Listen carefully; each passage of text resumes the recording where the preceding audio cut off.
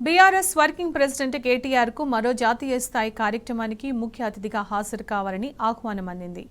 ఈ నెల 11న తమిళనాడులోని కోయంబత్తూరులో ఉన్న కుమారగురు ఇన్స్టిట్యూషన్స్లో జరగనున్న 10వ FMAE national student motor sports competition ప్రారంభోత్సవానికి ఆయన ముఖ్య అతిథిగా హాజరు కానున్నారు.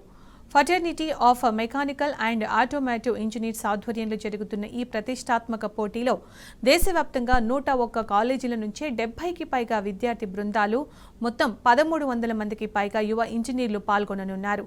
ఈ కార్యక్రమంలో విద్యార్థులు తాము స్వయంగా రూపొందించిన వాహనాలు, వినూత్న ఆవిష్కరణలను ప్రదర్శిస్తారు. కేటీఆర్కు పంపిన ఈ ఆహ్వానంలో FMAE సంస్థ ఆయన నాయకత్వాన్ని, మోటార్ స్పోర్ట్స్ పట్ల ఆయనకున్న నిబద్ధతను ప్రత్యేకంగా ప్రశంసించింది.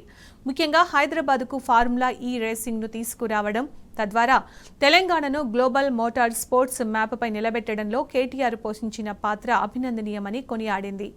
పరిశ్రమలు, విద్యారంగాల మధ్య అంతరాన్ని తగ్గించడంతో పాటు భవిష్యత్ ఆటోమోటివ్ టెక్నాలజీలకు భారతదేశాన్ని ఒక కేంద్రంగా నిలబెట్టే లక్ష్యంతో ఈ ప్రోగ్రాంను ఏర్పాటు చేశారు నిర్వాహకులు.